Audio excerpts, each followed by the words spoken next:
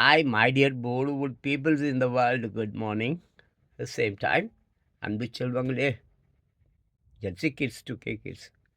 தாத்தா உங்களை நினச்சி தான் ரொம்ப கவலைப்படுறேன். தாத்தாவுக்கு உடம்பு சரியில்லை. தாத்தாவுக்கு வயசு ரொம்ப ஆமாம் வயசாகி போச்சா. I feel I feels bad. ஆமாம், உங்களை நினச்சி ரொம்ப கவலைப்படுறேன். இந்த உலகத்தை காப்பாற்ற வேண்டிய நீங்கள் இப்படி கஞ்சா தண்ணி பொண்ணு ராப்ரி திருட்டு கொள்ளை செயின் ஸ்நாச்சிங் இதெல்லாம் விட அநியாயமாக அந்த ரேசிங் அதான் இப்போ மோட்டர் சைக்கிள் ஓட்டுறேன் அப்பா அம்மாவை ஏமாற்றி அடம்பிடிச்சி சோத்துன மாட்டேன் அப்படி மாட்டேன் இப்படி மாட்டேன் சொல்லி அந்த மோட்டர் சைக்கிள் வாங்கி அது இந்த பக்கம் இந்த ராயப்பேட்டாவா recently I heard one news அது யாரையோ போய் ஆக்சிடென்ட் பண்ணி அதில் ஒரு சின்ன பையனை செத்து போயிட்டானா. யாரோ ஒரு டி நகரில் அந்த ட்ரெஸ் கடையா ஏதோ சம்திங் சரியாக தெரியல. ஏன் இந்த மாதிரி இந்த உலகத்தை காப்பாற்ற வேண்டிய பிள்ளைங்கப்பா நீங்கள் போய் இந்த மாதிரி ஏன்ப்பா இப்படி மாதா பிதா குரு சரியில்லையா, சமூகம் சரியில்லையா, அரசியல்வாதிகள் சரியில்லையா, இப்படியே உலகம் பூரா இப்படிதான்ப்பா ஓடுது. உலகம் பூரா not only Tamil Nadu, not only India, the total world like this. இயற்கை உங்களை நினச்சி ரொம்ப கவலைப்படுதுப்பா இயற்கை. ஆமாம், என் பிள்ளைங்க, என் சின்ன பிள்ளைங்க, என் 2K கிட்ஸ் எல்லாம் இந்த மாதிரி நாசமாக போயிட்டானுங்களே அப்படின்னு சொல்லிட்டு. டேக்கேர் ஒரு கதை சொல்கிற சின்ன குட்டி கதை. கல்லுக்குள் ஈரம் சொல்லுவாங்க. கல்லுக்குள் ஈரம் தெரியுமா? இப்போ நான் ஒரு கல் மாதிரி கடாமனா திட்டின்னு போயிடுவேன். கல் பயங்கரமான பாறாங்கல். இந்த சிவாஜி கிராமம் பார்த்தியா, வீர சிவாஜி அவன் கோட்டை கட்டுறதுக்கு ஊரில் அங்கங்கெல்லாம் போய் பாறைங்கள்லாம் எடுத்துகிட்டு போய் வச்சு கட்டணானா. அப்போ அவங்க குரு ஒருத்தர், அவர் பேர் மோசம் நல்ல பேர் எனக்கு தெரியல, அவரை கூட்டின்னு வந்து பாருங்கள். ஆமாம், 1000 பேர் எங்கிட்ட வேலை செய்கிறாங்க, இந்த கோட்டையை கட்டிகிட்டு இருக்கு, 1000 பேருக்கு சிவாஜி தான் சோறு போடுறான் அப்படின்னா அவன். அப்போ சொன்னான் நான் சிவாஜி. அதுக்கு அந்த குரு அவருடைய குரு சொன்னாரா, டேய் இந்த கல் இருக்குது, இந்த தேரை இருக்குது, இந்த தேரைக்கு நீ தான் சோறு போடுறியா? தேரைக்கு யார் சோறு போடுறா? இயற்கை போடுது. தேரை பாறைக்கு உள்ளார இருக்கும். பாறைக்கு உள்ளார எப்படி அது உள்ள போச்சுன்னே தெரியாது. அதான் கல்லுக்குள் ஈரம். இந்த மாதிரி இந்த கல் இந்த பாறை இந்த பாறைக்குள்ளேயும் ஈரம் இருக்குப்பா. அதான் அன்பு இருக்கிறதுனாக்கே தான் அன்பு. உலகம் முழுக்க எங்கேயோ அன்பு இருக்குது. அதனால தான் அந்த இயற்கை இன்னும் இயங்கி கொண்டு இருக்கிறது. 800 கோடி பேர் இருக்கான். 8 பேர் அன்போடு இருந்தால் போதும்ப்பா, உலகத்தை காப்பாற்றிடலாம். அன்பாக இருங்க, உலகத்தை காப்பாற்றுங்க. அன்பானவர்களே, உலக மக்களே, போன வீடியோ தொடர்ச்சி தான். இந்த கல்லுக்குள் சொன்னேன்ல, அது பாருங்கள். நம்ம தென்கட்சி சுவாமிநாதன் ஞாபகம் இருக்கும் இல்லைனாலும், ஏன்னா நான் வளவலன்னு பேசுவேன். ஆமாம், சீரியல் மாதிரி ஆகிடும் சொல்லிடுறேன். அதாவது இந்த கல்லுக்குள் ஈரம். அப்போ ஒருவர் என்ன வயதானவர் ஒரு ஒரு பாட்டி அங்கே மயங்கி போய் கடுக்குறாங்க. வந்து உடனே அங்கே ஆட்டோக்காரர்கிட்ட வந்து, ஆட்டோக்கார் கொஞ்சம் ப்ளீஸ் வாங்கினேன், அந்த அந்த லேடியை அந்த பாட்டியை ஹாஸ்பிட்டலுக்கு கூப்பிட்டு போகணும் அப்படின்ற மாதிரி கேட்குறாரு. உடனே பயங்கரமாக மழை பெய்யுதுங்க. அப்போது அறிவு இருக்காயா, என்ன மாதிரி மழை பெய்யுது? சென்னை ரோடு எப்படி இருக்கும் உனக்கு தெரியாதா? ஆமாம். என்னது வாட் இஸ் இட், அந்த ஒரு பாலைவனம் சகாரா பாலைவனமே தேவலையா, நல்லாயிருக்கும். நம்ம சென்னை ரோடெல்லாம் நாசமாக போய் இல்லை கிடக்கும், பள்ளம் மூடி, என் வண்டி நாசமாக போட்டோம், நான் வரமாட்டேன் அப்படின்ட்டு அப்படி பார்க்குறான். சரி 1000 திருவியா? 1000 அவரு அலறாரு. அவர் பார்த்துட்டு, ஆமாம் அதெல்லாம் முடியாதுப்பா 1000. சரி பக்கத்தில் ஒரு ஆட்டோ வரும், அவங்ககிட்ட போகிறோம். அவங்ககிட்ட போய் இதே மாதிரி தான் சொல்கிறாரு. ஏப்பா ஒரு பாட்டி ஆஸ்பத்திரி கூப்பிட்டு போகிறோம், தோறுக்குதுப்பா ஆஸ்பத்திரி, கை அப்படி காட்டுறாரு. அறிவு கட்ட முண்டோன் மனுஷனாயா நீ? எப்படி ஏற்பட்ட பள்ளம் வெள்ளம் ஓடுது போயிட்டு நீ எல்லாம் வந்து ஆட்டோ பிடிக்க வந்துட்ட அப்படின்ற மாதிரி பேசுகிறான். ஏப்பா காசு கொடுத்துட்றேன்பா, எவ்வளோ கொடுப்பேன்? 500 கொடுப்பியா? தரேன்பா வாப்பா அப்படின்னு வரான். ஆஹா 500 அச்சுட்டோம்டா தேர்கிற எடுத்துக்கிட்டு சொல்லிட்டோம். மாமா அந்த அவர் போகிறாரு, அந்த கேள்வி பக்கத்தில் தான் இருக்குது. போகிறாரு, தாங்குறாரு, பிடிக்கிறாரு, தூக்குறாரு, முடியல. அவரோட வயசானவர், அது ஒரு கேள்வி மயங்கி போய் கிடக்குது. சரி எப்படி அதை அப்படியே குத்துக்கள் மாதிரி பாறாங்கல் மாதிரி உட்காந்துருக்கிறான். தட் மீன்ஸ் பாறாங்கல் கல்லுக்குள் ஈரம், அதை பற்றி தான் நம்ம பேச போகிறோம். சரின்னு சொல்லிட்டு எப்படியே இழுத்து கொண்டு ஆட்டோவில் உட்கார வைக்கிற வரும், அப்படியே உட்காந்துருக்கிறான். ஆமாம் சரின்னு சொல்லிட்டு என் காசு கொடுப்பானோ கொடுக்க மாட்டானோ, தேர்கிற ஆஸ்பத்திரி சப்போஸ் கொடுக்காம ஓட்டானா இப்படி அவங்க அவனுக்கு சரி போகிறாங்க ஆஸ்பத்திரிக்கு போனேன். அங்கே அந்த நர்ஸு பேர் என்ன, பாட்டி பேர் என்ன, ஊர் என்ன, மயில் என்னான்னு கேட்டுக்கிறேன். அட யாரும்மா நீ, வேறு பேர் யாருக்குமா தெரியும். மயங்கி போய் ரோட்டில் கண்டது, சரி பாவமாக இருக்குதுன்னு சொல்லி ஹாஸ்பிட்டலில் கூட்டின்னு வந்து சேர்க்கலாமான்னு வந்தேன். நீ ஊர் பேர் மயில் ஜாதகம்லாம் கேட்டுக்கணுன்னு எனக்கு கோவம் ஆயிடுச்சு. சரின்னு சொல்லிட்டு இவன் இதை கேட்டுக்கிட்டு இருந்தான். அடப்பாவி யார் பேர் ஊர் எதுவுமே தெரியாத ஒருவன் 500 பணத்தையும் கொடுத்து கிளையும் காப்பாற்றுன்னு நினைக்கிறானே, எப்பேற்பட்ட நல்லவன். நான் கல். அவனுக்கே அப்படி ஒரு உணர்வு இருக்குனாக்கா, யாருன்னே தெரியாத சொந்தக்காரனே இல்லை, அவனுக்கே என்ன அப்போ நம்ம அப்படின்னு சொல்லிட்டு எல்லாம் திருப்பியும் கொண்டு வந்து விட்டுறாங்க. விட்ட உடனே அவன் காசு கொடுக்குறாரு 500 எனக்கு வேணாம் அப்படின்றான். ஏன்? நான் தான் கொடுக்குறேன்னு சொன்னேன், தனக்கு வேணாம். உனக்கே இவ்வளோ இருக்கும்போது நாம் எனக்கு இருக்காதா அப்படின்றான். இதான்ப்பா பாசம், இதான்ப்பா அன்பு, இதான்ப்பா உலகமயம், புரியுதா? இதான் உலகமயம். கல்லுக்குள் ஈரம் அவனுக்குள்ளாரையும் இருக்குது, ரவுடி பெயர்கிட்டையும் இருக்கும்பா, கொலகாரங்கிட்டையும் இருக்கும்பா பாசம், இரக்கம், கல்லுக்குள் இரக்கம். அதனால் இது ஜென்சிகேட்ஸ் ஸ்டூபிகேட்ஸ் கொஞ்சம் குடிக்கிறது தண்ணி அடிக்கிறதெல்லாம் விட்டுட்டு சமுதாயத்தை பா. மை டியர் போலிவுட் பீப்புள்ஸ் இந்த வேர்ல்டு, குட் மார்னிங். அன்பானவர்களே, பிரியமானவர்களே, மெயினாக ஏழைகளே, உழைப்பாளிகளே, தொழிலாளர்களே, உங்கள் பாதம் பணிந்து இந்த வீடியோவில் போடுறேன். தயவு செஞ்சு இந்த செலிபிரிட்டிஸு, சினிமாக்காரன், அரசியல்வாதினா கூட்டம். ஆமாம், ஏன்னா அவர்கள் போலியானவர்கள் பின்னால் 10 பேர் இல்லை 100 பேர் இல்லை, கோடிக்கணக்கானவர்கள் போலியானவர்களை நம்புவாங்க. ஏன்னா போலியான வாக்குறுதிகள்.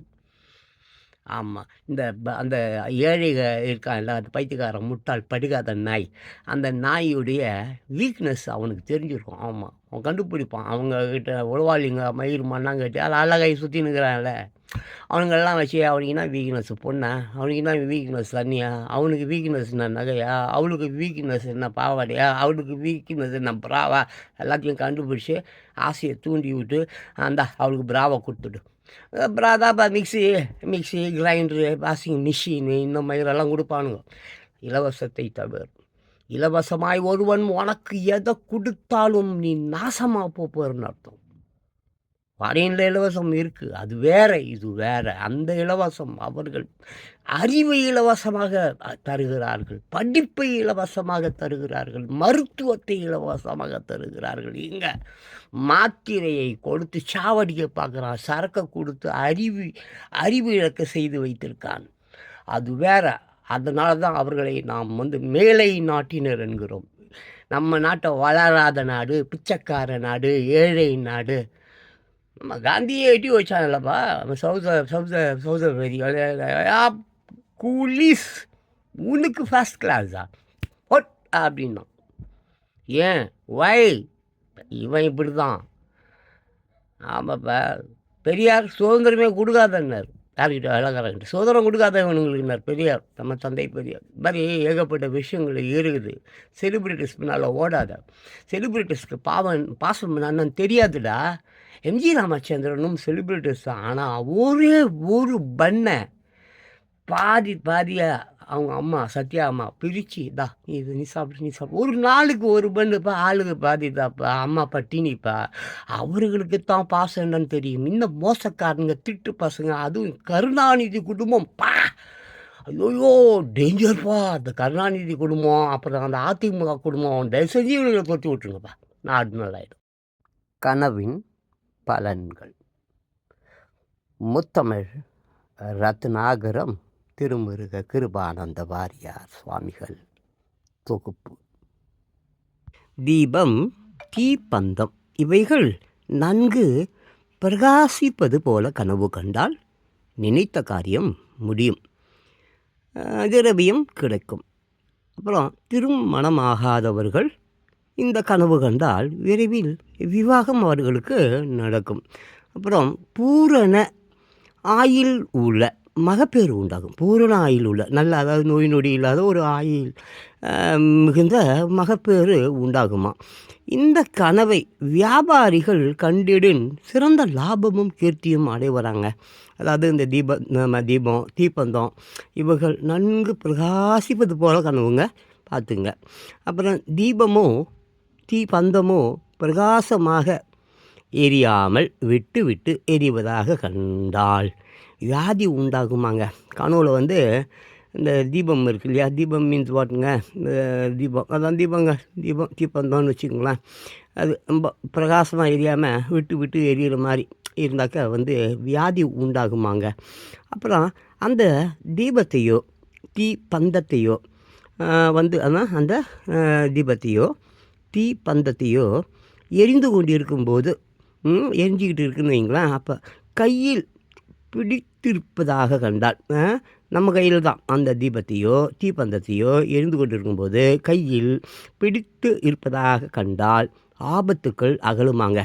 உறவினர் சேர்க்கை வந்து நண்பர்கள் கூட்டுறவு முதலியன வந்து உண்டாகி கீர்த்தி வந்து பெருகுமாங்க. அதையும் பார்த்துக்குங்க. கொஞ்சம் படிக்க முடிஞ்சவங்க படிங்க, முடியாதவர்கள் சொல்லுங்கள். நான் வந்து கனவு நம்புவேங்க. நான் வந்து கனவு வந்து ரொம்ப நம்புவேன். கண் திருஷ்டி நம்புவேன். மற்றபடி கடவுள் ஆர்வம் மயில் பானாகட்டி உலகத்தில் இருக்கிற எவனையும் நான் இயற்கையை தவிர நான் வேறு எதையும் வணங்குறது இல்லை. சரிங்களா? அப்புறம் இங்கே பாருங்கள், விளக்கினையோ தீப்பந்தத்தையோ வேறொருவர் பிடித்திருப்பதாக கண்டால் தனக்கு அழிவு நேரும். அப்புறம் அரசர் வசம் பிடிபட்டு தண்டனை கிடைக்கும். அந்த விளக்கு மந்தமாக எரிந்திருப்பதை கண்டால் அவன் பிடிபடாமல் போனாலும் இழப்பு அதிகமாகுமாங்க. நல்லா பார்த்துங்க. இந்த விளக்கையோ அல்லது தீப்பந்தத்தையோ வேறொருவர் பிடித்திருப்பதாக கனவு கொண்டாலுங்க, ஆமாம், தனக்கு அழிவு நேருமா.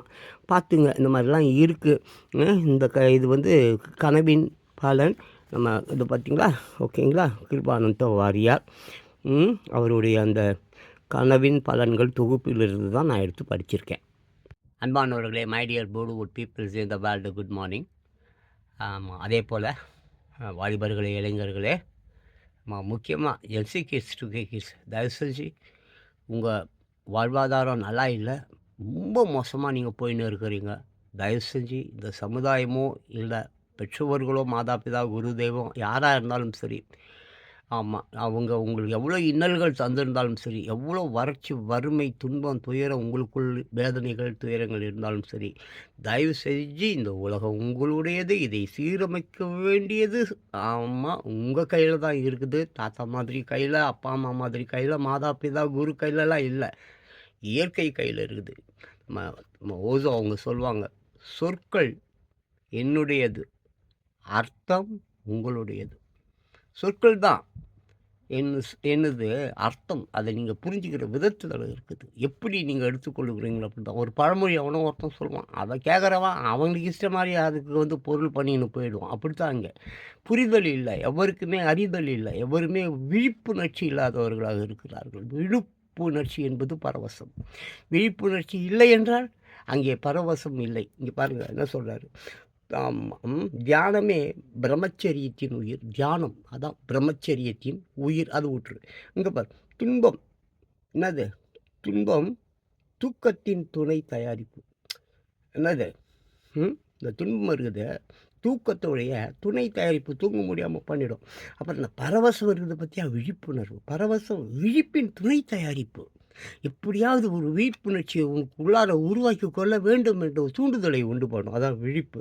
அதனால்தான் பரவசத்தை நேரடியாக தேடி கண்டடைய முடிவது இல்லை. கண்டிப்பாக பரவசம் நேரடியாலாம் கிடைக்காது.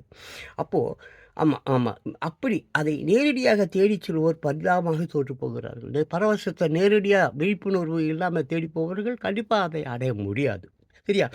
அப்போது நான் நேரடியாக தேடி செல்லாதவர்களே அதை அவங்க பாரு உட்காந்த இடத்துலேயே போய் ஜான் பாஸ்கோக்கு பரவசம் இருக்குது, விழிப்புணர்வு இருக்குது, தெளிவு இருக்கிறது, சுத்த சிந்தனை இருக்கிறது. என் சிந்தனை மேலே நல்லா பார்த்துக்குது, என்னை அருமையாக பார்த்துக்குது.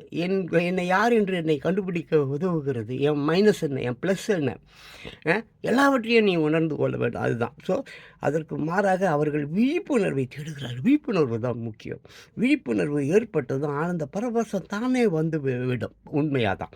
உதறிவிட முடியாத சொந்த நிழல் போல. நிழலை யாராவது உதற முடியுமா? நிழலை ஊட்டி நீ வாழும் நிழல் இருக்குது, அது இல்லாமல் நீ வாழ முடியுமா? அப்படித்தான். ஸோ தேடி ஓடாத விழிப்புணர்வு மட்டும் போதும். விழிப்புணர்வுக்குள் இருந்து விட்டால் பரவசம் கிட்டேயே இருக்குது. ஜான் பாஸ்கோ ஆடலையா, பாடலையா, டான்ஸ் போடலையா? ஆடு, பாடு, டான்ஸ் போடு.